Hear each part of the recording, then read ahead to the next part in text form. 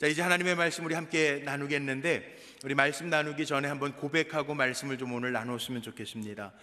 이렇게 좀 고백했으면 좋겠는데요. 내게 주신 사명이 있습니다. 한번 좀 고백해 보실까요? 내게 주신 사명이 있습니다. 별로 진정성이 없어 보이시는 거예요. 우리 가슴에다가 좀 손을 얹고 정말 하나님 나 사랑하셔서 살려주셔서 사명 감당하게 하신 것 기억하면서요, 내게 주신 사명이 있습니다. 한번 고백하죠. 시작. 내게 주신 사명이 있습니다. 아멘. 아멘. 진정성 있게 고백돼야 돼요. 오늘도 하나님 우리 살게 하신 이유는 우리에게 사명이 있기 때문인 줄로 꼭 기억하고 사시기를 주님의 이름으로 축복합니다. 그래서 오늘 말씀의 제목은 사명이 능력입니다 라는 제목으로 하나님의 말씀을 전합니다. 성도들에게 사명이라고 하는 것은 물론 일반 세상 사람들에게도 우리에게 사명이 있다, 민족 중흥의 사명을 띠고 이 땅에 태어나서 우리 국민교육헌장도 외웠던 기억이 나는데 사명이 다 있겠죠. 그러나 성도들에게 주어진 사명은 하나님이 주신 것, 내가 만든 것이 아니라 하나님이 나에게 주신 것이 사명이라고 하는 것 기억하시기를 바랍니다. 하나님이 나에게 주신 사명은요, 하나님이 나에게 사명 주시고 무거워서 지쳐서 짐지고 쓰러져라 그게 아니고요, 하나님이 나에게 주신 사명, 하나님의 일이기 때문에 우리가 기쁘게 감당하면 우리에게 능력도 주시고, 때로는 우리를 위로하시고 격려하시고, 때로는 이 사명을 통하여 하나님의 하나님 되심을 우리에게 보여주십니다.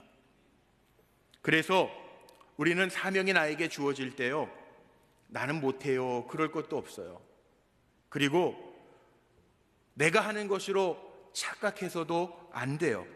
거부할 이유도 없고 내가 하는 것처럼 교만할 필요도 없습니다. 왜냐하면 하나님이 나를 부르신 이유는 나를 부르셔서 하나님의 일을 맡겨 놓으시기 위하여 부르셨다는 거죠. 그래서 우리 이렇게 표현합니다. 소명받았다 그렇게 표현할 때 이 소명이라고 하는 것은 부를 소자 한문으로 쓰죠. 하나님의 일을 위해서 나를 부르셨다, 내가 소명받았습니다, 나에게 소명이 있습니다, 하나님의 부르심이 있습니다, 이렇게 표현하고, 우리가 아까 고백했는데 내게 주신 사명이 있습니다 말할 때 이 사명이라고 하는 것은 맡겨진 일, 하나님 나에게 맡겨 놓으신 임무를 이야기할 때 사명이라고 이야기를 합니다. 성경에 많은 사람들의 이야기가 있지만 하나님이 부르셔서 하나님의 일을 맡기실 때에는 하나님께서 일만 맡기시는 것이 아니라 능력도 함께 주셨습니다. 우리가 아는 것처럼 모세, 이스라엘 민족을 이끌고 나아갈 때 모세도 나는 입이 뻣뻣합니다, 나에게 능력이 없습니다 말할 때 하나님이 내가 너와 함께 할 것이라 증거를 보여주시고 지팡이를 던지게 하시고, 그 지팡이를 통해서 뱀이 되었다, 지팡이가 되었다, 또 손에 문둥병이 되었다, 정상이 되었다 보여주시면서 하나님의 능력으로 감당할 것임을 알려주십니다. 우리도 마찬가지입니다. 하나님이 능력 주셔서 우리에게 사명 감당하라 하시는데, 우리가 그 하나님의 주시는 능력을 계속 부여받으면서 감당할 수 있는 방법은 다른 게 아니고 하나님의 말씀에 믿고 순종하면서 나아갈 때 능히 왕이 되신 하나님이 책임져 주시고 감당하게 하실 줄로 믿으시기를 바랍니다. 내 힘으로 하는 게 아니고요, 사명자에게는 하나님의 능력이 연결되어져 있다는 거예요. 하나님 나에게 일을 맡기실 때에는 내 힘으로 감당하다가 지쳐 쓰러져라 무책임한 하나님이 아니라 능히 감당할 수 있도록 하나님은 힘 주실 줄로 믿고 감당하시기를 주님의 이름으로 축복합니다. 그러니까 내 모습 보지 마시고요, 하나님의 일, 우리에게 하나님의 임무를 맡기실 때에는 지금 내 모습 보지 말고 현실만 보지 말고 하나님이 나에게 주실 능력을 기대하면서 겸손하게 나아가면 눈에 보이지 않아도 하나님은 늘 우리를 격려해 주시고 때마다 시마다 우리에게 새 힘을 주실 줄로 믿습니다. 아름다운 세상이라고 하는 조그만 소치자가 있는데 거기에 감동적인 이야기가 하나 실려 있더라고요. 미국에 한 중년 부부가 있었는데 남편은 직업 군인이고요, 아내는 전화로 상담하는 전화 상담원이 직업이에요. 그런데 어느 날 이 아내가 각막염이 생겼는데, 눈에 염증이 생겼는데 점점 시력이 안 좋아지더니 수술을 했는데도 불구하고 실명하게 됩니다. 이 아내가 얼마나 상심했겠어요. 몇 달을 눈이 안 보이니까 집에서 그렇게 지내다가 시간이 많이 지난 후에 남편에게 이렇게 얘기해요. 내가 전화 상담원이니까 눈이 크게 보이지 않아도 일할 수 있을 것 같은데, 회사에도 얘기하니까 그렇죠, 장애인이기는 하지만 전화로 상담하는 직업이니까 특별히 문제가 될 것 같지 않아서 직장에서도 승낙을 해줬습니다. 근데 문제는 뭐냐 하면 집에서부터 직장까지 나가는 게 문제예요. 직업군인이었던 남편이 아내를 사랑한지라 몇 달 동안 아내를 꼭 먼저 출근시켜주고 자기도 출근하고요, 퇴근할 때에도 아내를 직장에 가서 데리고 집으로 돌아왔습니다. 그렇게 한 6개월이 넘게 아내와 동행하다가 아내가 좀 익숙해질만 할 때쯤 돼서 아내에게 남편이 이렇게 얘기합니다. 여보, 당신하고 나하고 직장이 너무 머니 이제는 당신이 그동안 익숙해졌을 테니까 혼자 출근을 해보라고. 아내가 너무 속상한 거예요. 그동안 남편이 있어서 그래도 믿고 잘 다녔는데 겁도 나고, 또 남편이 나를 사랑하는 줄 알았는데 배신당한 기분도 들고, 외로이 어쩔 때에는 지팡이를 짚고 가다가 넘어지기도 하고 그러면서 속상하기도 하지만 직장을 그렇게 몇 달을 다니는데 버스를 타면 늘 눈이 잘 안 보이니까 타자마자 버스 기사 뒤에 자리에 앉게 되었어요. 몇 달이 지났는데요, 버스 운전기사가 이 여인에게 이렇게 말하는 겁니다. 아유, 아주머니는 참 복도 많습니다. 얘기하니까요, 이 눈먼 아내가 화가 나잖아요. 내가 뭐가 복이 많아요? 내가 이렇게 눈이 중년에 보이지 않아서 힘들게 사는데 나에게 무슨 복이 있다고 그러는 거예요? 이렇게 얘기를 하니까 버스 기사가 이렇게 얘기합니다. 아니, 당신의 남편이 늘 뒤에서 지켜봐주고 잘 넘어지지 않나 보고 직장에 문을 열고 들어갈 때까지 건물 뒤에서 보다가 손 흔들어주고 격려해주고 응원해주는데 그런 남편이 있으니 얼마나 행복합니까? 라고 이야기를 하더라는 거예요. 이 아내의 마음이요, 감동했습니다. 눈물을 터뜨리고 말았습니다. 근데 그 이야기를 읽으면서 제 마음속에 이런 생각이 들었습니다. 마치 남편이 멀리서 늘 응원해주고 격려해주는, 약함 속에 있는 아내를 보아주고 지켜주는 남편이 있었던 것처럼 우리에게도요, 올 한 해 살아가는 동안에도요, 능력이 많으신 하나님은 내 눈에 보이지 않아도 늘 우리를 격려하시고 우리와 함께 하시는, 동행하시는, 내 곁에서 힘주시는 전능하신 하나님이신 줄로 믿으시기를 바랍니다. 그 마음이 들더라고요. 우리가 느끼지 못하고 보지 못할 뿐이지 분명한 것은 하나님이 나와 이 시간에도 함께 하시는 줄로 믿습니다. 내가 기도할 때도, 예배할 때뿐만 아니라 살아가면서 힘들거나 어려울 때에도, 낙심될 때도 주님은 우리와 함께 하십니다. 그러니까 두려워하거나 절망하지 말고요, 염려하지 말고, 눈에 보이는 게 전부라고 생각하지 말고, 눈에 보이지 않아도 내 곁에서 나에게 힘주시는 주님의 일꾼된 사명을 맡겨주신 나에게 하나님은 여전히 눈을 떼지 아니하시고 나를 주목하고 계시다라고 하는 것 기억하면서 믿음으로 잘 달려갈 수 있는, 사명을 잘 이룰 수 있는 저와 여러분 모두가 되시기를 주님의 이름으로 축원합니다. 오늘 본문의 내용을 보면 우리가 잘 아는 이야기죠. 엘리야 선지자의 이야기입니다. 엘리야는요, 대선지자입니다. 죽음을 보지 아니하고 옮기운 선지자입니다. 능력이 얼마나 많았는지 그 제자 엘리사가 강 요단을 건널 때 나에게 무엇을 해주기를 원하느냐, 엘리야 선지자가 물을 때 엘리사가 그런 얘기하죠. 내게 선생님의 갑절의 영감이 있기를 원합니다. 그 정도로 엘리야는요, 능력이 출중한, 하나님의 사명을 감당한 선지자입니다. 갈멜산에서 바알의 선지자, 아세라 선지자, 도합 850명의 선지자와 하나님의 선지자 엘리야가 850대 1로 싸워서 능히 하나님이 하늘에서 불을 내리셔서 이기게 하십니다. 엘리야가 위대한 선지자인 것 같지만 엘리야가 이긴 것이 아니라 하나님이 이기게 하셨다라는 거죠. 그런데 북이스라엘의 아합 왕의 우상을 숭배했던 이세벨 왕비가 오늘 2절 말씀에 보면 이렇게 패배하고 나서 엘리야에게 이렇게 사람을 보내서 위협합니다. 내가 네 생명을 여기 850명 죽은 바알 아세라 선지자처럼 내 생명을 취할 것이라. 이 소식을 듣고 엘리야가 도망하여 광야로 도망가서 다시 하루길쯤 사환을 두고 더 들어가서 로뎀나무 아래에 앉아서 하나님 앞에 죽기를 구하고 있죠. 그런데 하나님은 사명자 엘리야를 죽이지 아니하시고요, 천사를 보내서 그 마음을 어루만져 주시고 떡과 양식을 공급하셔서 그를 다시 일으켜 세우시고 40주야 40일 동안 걸어 하나님의 산 호렙에 이르게 하시고 다시 사명을 주시는 이야기가 오늘 본문의 내용이에요. 우리가 먼저 기억해야 할 것이 있어요.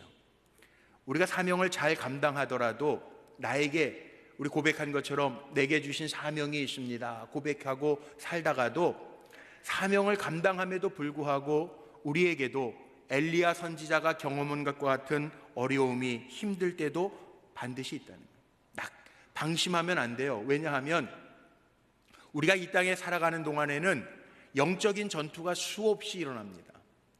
공중 권세 잡은 사탄의 책략도 있습니다. 우린 방심하면서 살면 안 되는데 엘리야도 너무 큰 사건을 이루고 나서는 지친 것 같아요. 제가 보니까 그런 일들 많더라고요. 마라톤 여러분 아세요? 마라톤 42.195km를 뛰는 것, 그게 마라톤이죠.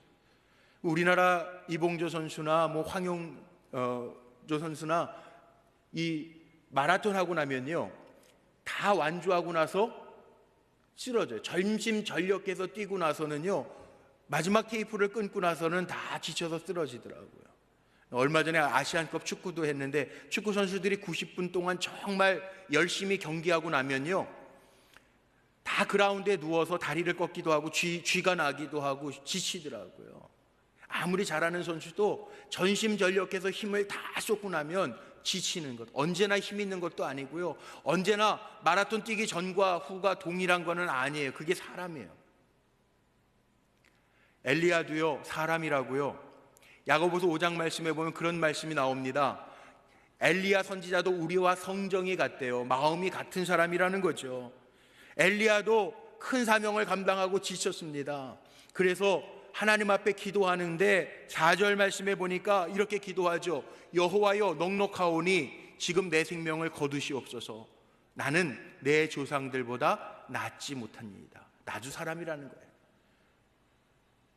모세와 같은 큰 일꾼보다 내가 낫지 못합니다. 그렇게 고백해요. 이 한탄하는 말처럼 보이지만 기도입니다. 여호와여, 지금이 때인 것 같으니 내 생명을 주님 취하셔도 됩니다. 나도 부족한 인간입니다. 그렇게 고백해요. 근데 하나님은요, 사명 감당하는 엘리야를 외면하지 아니하시고 먹이세요. 그 마음을 어루만져 주세요. 성경에 보니까 사명을 감당하는 종들에게 주시는 낙심하지 말고 일어나라 하시는 격려의 말씀들이 얼마나 많은지 몰라요. 제가 대표적으로 몇 가지를 찾아왔는데 화면 보면서 우리 같이 한번 읽고 고백해 볼까요? 갈라디아서 6장 9절 말씀입니다. 같이 한번 읽어보죠. 우리가 선을 행하되 낙심하지 말지니 포기하지 아니하면 때가 이름에 거두리라.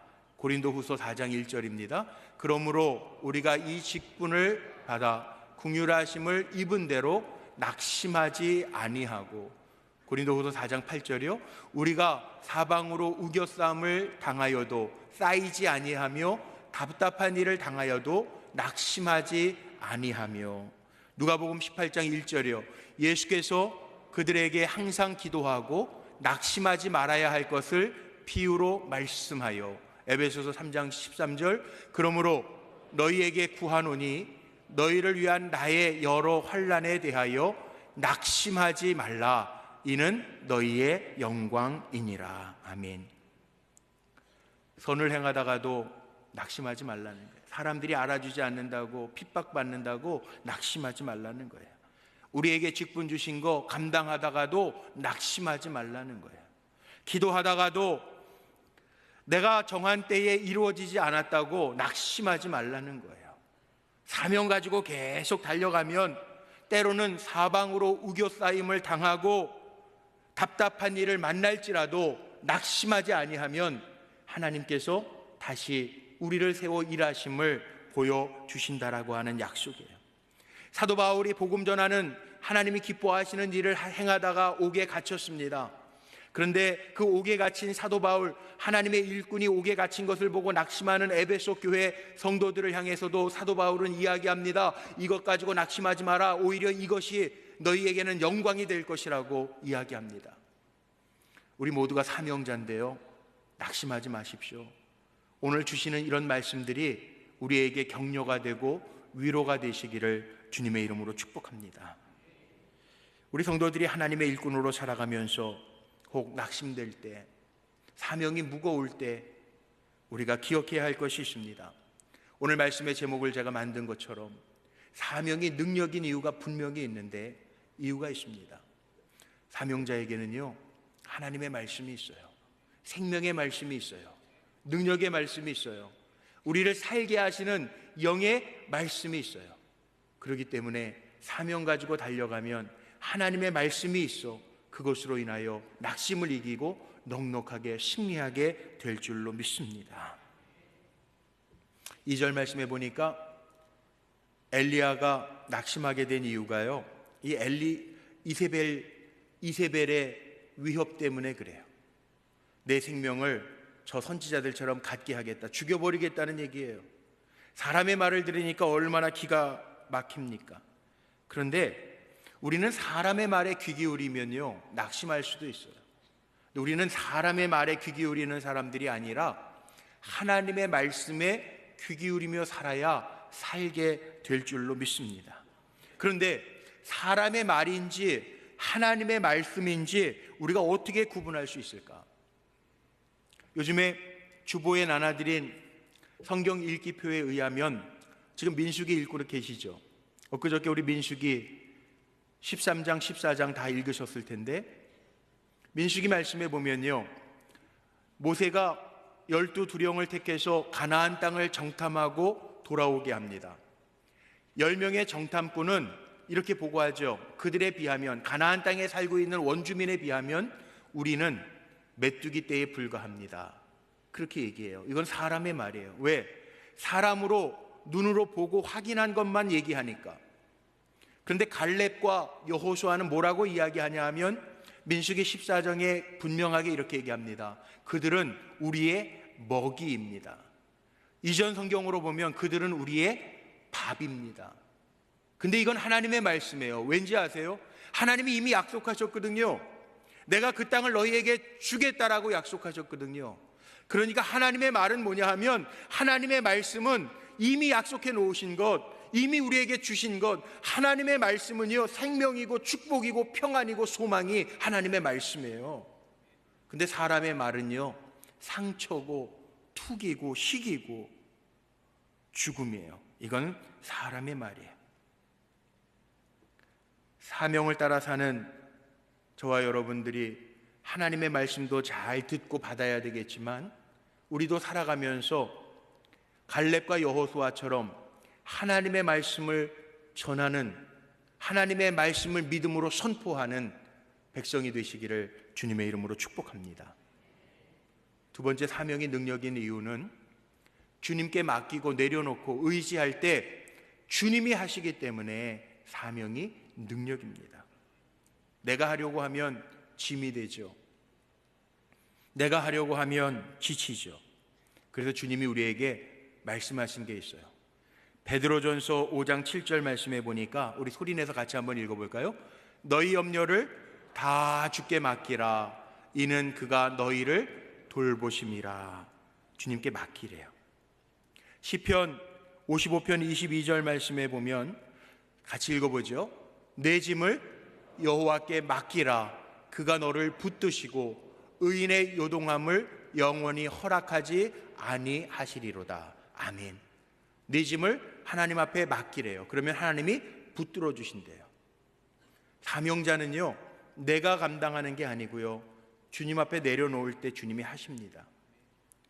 마태복음에 보면 11장 30절에 이런 말씀을 예수님이 하세요. 이는 내 멍에는 쉽고 내 짐은 가벼움이라 하시니라. 이 얘기가 무슨 얘기냐 하면, 소들이 멍에를 매잖아요.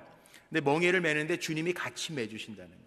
함께 멍에를 매는데 주님이 대장 되셔서 앞서가시기 때문에, 주님이 매셨기 때문에 뒤에 가는 사람은 훨씬 더 쉽다는 거예요. 주님이 지신다는 거예요. 율동공원에 가면요, 자전거 빌려서 타는 거 있죠. 거기에 보면 뒤에도 타고 앞에도 타면서 같이 페달을 돌리는 자전거가 있어요. 그런데 타보셨습니까? 앞에 핸들을 잡고 운전하는 사람은요, 자전거가 옆으로 쓰러지면 안 되니까 계속 지으면서 가야 돼. 뒤에 있는 사람은 핸들도 고정 핸들이라, 움직이는 핸들이 아니고 그냥 잡고만 있는 핸들이라 때로는 힘들면 잠깐 쉬어도 돼요. 근데 앞에 있는 사람은 조종도 하면서 넘어지지 아니하도록 계속 지어가야 돼. 저는 이 모습이 주님이요, 우리의 짐을 대신 지어주신다라고 하는 게 이런 모습인 것 같아요. 주님이 능력이 있으시기 때문에 다 잡고 우리는 그 뒤에 주님만 의지하고 가면요, 주님이 이루신다는 거예요. 그래서 사명은요, 능력인 줄로 믿고 사시기를 바랍니다. 제가 할머니 할아버지 어렸을 때 뵈면 좋아하시던 찬송 가운데, 지금은 370장이지만 예전엔 455장이었죠. 주 안에 있는 나에게 딴 근심 있으랴, 십자가 밑에 나아가 내 짐을 풀었네. 십자가 앞에 나아가 내 짐을 풀었네. 그 참 할머니 할아버지들이 좋아하시던 찬, 이게 곡조가 좀 타령조여서 그런 것도 있겠지만, 주 안에 있는 나에게 딴 근심 있으랴, 십자가 밑에 나아가서 내 짐을 풀어놓았다라고 하는 그 고백적인 찬송. 사명자에게는요, 그 짐을 내가 지고 가는 것이 아니라, 오늘도 여러분 힘들고 지쳐있는 성도님들, 오늘 주님 앞에 나오셨는데 주님의 십자가 밑에 내 모든 무거운 짐을 내려놓고 주님의 어루만져 주심과 주님의 먹여주심과 주님의 붙들어 주심으로 다시금 일어나 달려가는 우리 성도들 되시기를 주의 이름으로 축복합니다. 그리고 사명이 능력인 이유는 세 번째, 마지막으로요, 나에게 주신 사명이 있음을 알면요, 우리가 행복하기 때문에 그래요. 엘리야가 하나님의 사자의 어루만져 주심과 음식과 물을 공급하여 그것을 먹고 40주야, 40일 주야를 걸어 하나님의 산 호렙에 이른다라고 하는 이야기가 있어요. 호렙산은요, 성지입니다. 모세가 하나님께로부터 소명을 받고 하나님의 음성을 들었던 곳입니다. 그곳에서 엘리야도요, 하나님이 새롭게 주시는 사명을 받습니다. 오늘 함께 읽지는 않았지만 오늘 읽은 말씀 뒤에 15절 16절 말씀에 보면, 여호와께서 엘리야에게 이르시되 너는 내 길을 돌이켜 광야를 통하여 다메섹에 가서 이르거든 핫사엘에게 기름을 부어 아람의 왕이 되게 하고, 또 님시의 아들 예후에게 기름을 부어 이스라엘의 왕이 되게 하고, 또 아벨 무홀라 사밧의 아들 엘리사에게 기름을 부어 너를 대신하여 선지자가 되게 하라. 선지자의 임무 가운데 하나가, 사무엘도 그랬던 것처럼 왕에게 기름을 붓고 선지자에게 기름을 붓는 것이 선지자의 사명 가운데 하나예요.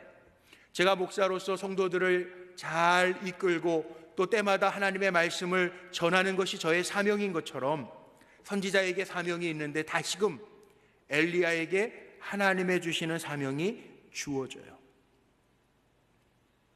사명이 있을 때 일어나서 행복하게 갑니다.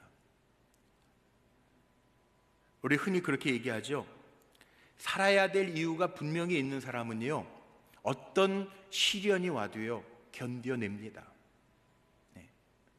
이번 설 명절에 다 부모님들도 배우시고 뵙고, 또 우리 형제 자매들 뭐 다 뵀을 거예요. 저도 처가도 가고 본가도 가서 아버지도 뵙고 형님들도 다 만나고 왔거든요.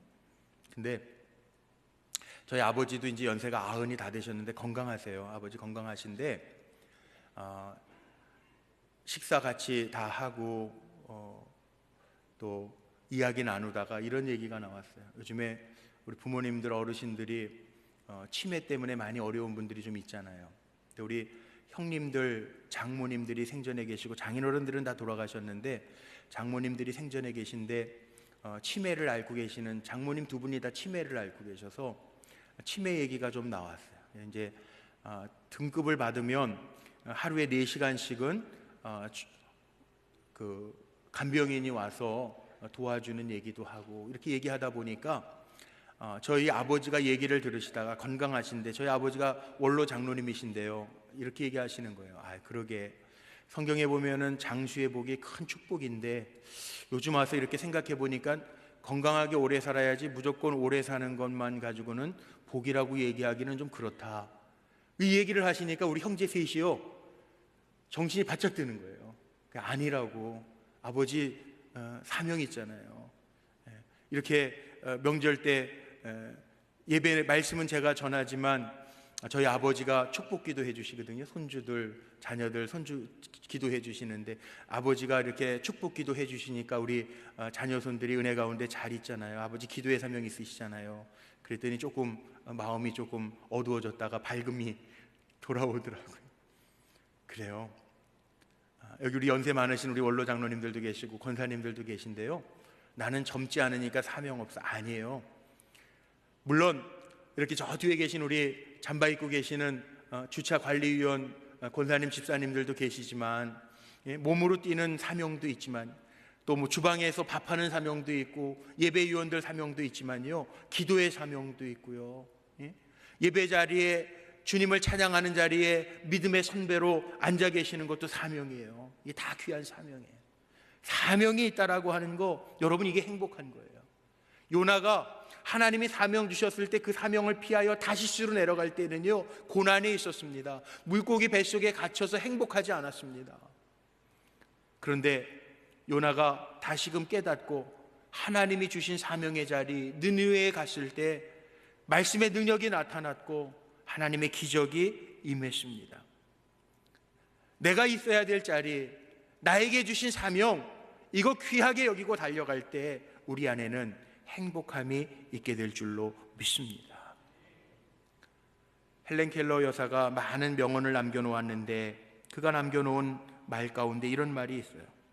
많은 사람이 정말 진정한 행복이 무엇인지 잘 모르고 산다는 거예요. 행복이라고 하는 것은 자기 만족에서 얻어진 것이 아니고 가치 있는 일에 충실하게 할 때 얻어지는 것이다.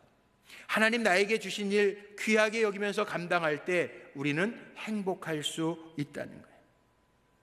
하나님께서는 지쳐있는, 낙심하고 있는 엘리야를 대신해서 하나님의 사람 세우는 일에 엘리야를 사용하십니다. 바알 신상에 무릎 꿇지 아니한 7,000명을 엘리야에게 붙여주십니다. 하나님의 일은요 하나님이 하시는 거예요. 내가 하는 것 아니고요, 단지 하나님이 사람인 우리를 통해서 일하실 뿐이지 하나님의 일은 하나님이 하시는 것이기 때문에 우리는 교만할 것도 없고요, 내가 못합니다 불순종할 것도 없고요, 서두를 필요도 없고요, 하나님께서 일하심을 기억하면서 고백하면서 살면 우리의 마지막 고백은 하나님이 하셨습니다 라는 고백이 될 줄로 믿습니다. 미국의 토크쇼의 MC로 유명한 오프라 윈프리라고 하는 사람, 흑인 여성 아시죠? 이 오프라 윈프리는요 인종차별이 심하던 시기에, 그것도 정상적인 가정이 아니고 사생아로 태어났습니다. 가난한 집안에서 태어나서 어머니에게는 일찍 버려져서 할머니 품 안에서 자라게 됩니다. 불안정한 유년기 시절을 지나면서 무관심한 어머니를 둔 탓에 사촌에게도 삼촌에게도 엄마의 남자친구에게도 오늘날로 이야기하면 성폭행도 당합니다. 하지만 그렇게 폭행을 당하고 나서 낳은 아기가 있어요. 누구의 애인지도 몰라요. 그런데 그 아이도 2주 만에 죽습니다. 그래서 오프라 윈프리는요 마약에 빠지기도 하고 가출도 했어요. 그렇게 살다가 새로운 가정에 입양이 되었는데 새아버지가 그 오프라 윈프리에게 매일같이 삶의 원칙과 새로운 가치관을 가지고 그를 잘 양육해서 그에게 힘을 실어줍니다. 마침내 자기의 재능인 말솜씨와 영특함을 살려서 방송인이 되는데, 방송인이 되어서도 자기가 하고 싶었던 뉴스 앵커가 되었는데 자질 시비에 걸려서 뉴스에서도 쫓겨납니다. 그러나 포기하지 않고요, 잘 실패를 이겨내면서 결국은 미국의 최고의 토크쇼 진행자가 되고 세계를 움직일 수 있는 영향력 있는 백인에 들기도 하고 세계 10대 여성 가운데 한 사람 안에 들기도 했어요. 그 오프라 윈프리가요, 그의 사명론을 이렇게 소개했습니다. 한번 들어보세요. 남보다 많이 가졌다라고 하는 것은 축복이 아니라 사명입니다. 남보다 더 아파하는 것은 고통이 아니라 사명입니다. 남보다 더 가슴 설레이는 것은 망상이 아니라 사명입니다. 남보다 더 부담되는 것은 강요가 아니라 사명입니다. 사명이라고 하는 게 이런 거죠. 그래서 오늘 저도 결론을 사도 바울의 고백으로 결론을 내고 말씀 마치려고 그래요. 사도행전 20장 24절 말씀에 보니까 사도 바울이 이렇게 고백했어요. 나의 달려갈 길과 주 예수께 받은 사명 곧 하나님의 은혜의 복음을 증언하는 일을 마치려 하면은 나의 생명조차 조금도 귀한 것으로 여기지 아니하노라. 사명자는요 죽지 않습니다. 사명 이루실 때까지 하나님이 붙들고 계심을 기억하며 사시기를 바랍니다. 저도 시골에서 목회해 봤는데요, 시골에서 잔치하면요, 잔치집 잔치하면 돼지를 잡는 이유를 아십니까? 모르시죠? 제가 알려드리고 말씀 마칠게요. 시골 잔치집 하면요, 경운기에다가 돼지 매달아 놓고 돼지 잡아요. 왜 돼지를 잡느냐 하면 주인이 너무 기쁜 일이 있어가지고 잔치를 해야 되겠는데 시골에 뭐 돼지만 있어요? 외양간에 가면 소도 다 있습니다. 웬만한 밭일 해야 되니까 소도 있어요. 주인이 소 잡으려고 외양간에 갔더니 소가 그러더래요, 주인에게. 주인님, 저 잡으시면 밭일은 누가 합니까? 그 주인이 생각해 보니까 맞거든요. 그래가지고 그럼 안 되겠구나, 개를 잡아야 되겠다. 강아지를 잡으려고 마당으로 가서 강아지를 잡으려고 그러니까 강아지가 그러더래요. 주인님, 저를 잡으면 집을 누가 지킵니까? 그게 가만히 생각해 보니까 맞는 말이거든요. 그래서 이번 고양이를 잡으려고 고양이를 찾으니까 고양이가 주인에게 그러더래요. 주인님, 저를 잡으면 집의 주인은 누가 잡습니까? 생각해 보니까 그렇거든요. 그 돼지를 잡으려고 돼지 우리에 가보니까 돼지가 뒤집어 자고 있더래요. 아, 저놈 잡으면 되겠구나. 그래서 시골에서는 잔치집에는 돼지를 잡는다고 하는, 믿거나 말거나. 그래요. 우리에게는 사명이 있어요. 저는 새벽 예배 나올 때마다 제가 늘 그런 고백합니다. 아침에 집문을 나설 때 요즘같이 추운 날은 찬 공기가 코에 들어오잖아요. 저는 뭐라고 고백하냐면, 하나님, 오늘도 살게 하셔서 감사합니다. 오늘 한 날도 주신 사명 감당하며 살게 하옵소서 기도해요. 말씀 마칩니다. 우리 모두는요 사명자예요. 우리 다시 한번 고백할까요? 나는 사명자입니다. 예, 말씀 듣고 고백하니까 조금 진정성이 생긴 것 같아요. 나는 사명자입니다. 예. 사명자에게는요 하나님이 감당할 수 있는 능력도 공급해 주실 거고요, 때로는 우리가 지쳐 있을 때 말씀으로 위로하시고 격려해 주실 것이고요, 우리가 맡기고 하나님을 의지할 때 우리의 무거운 짐을 주님이 대신 져 주실 것이고요, 사명이 있음을 기억하며 살아갈 때 우리의 마음도 행복하게 해 주실 줄로 믿습니다. 내게 주신 사명 기억하면서 주님과 함께 행복한 삶을 살아가는 믿음의 종들이 다 되시기를 주님의 이름으로 축원합니다.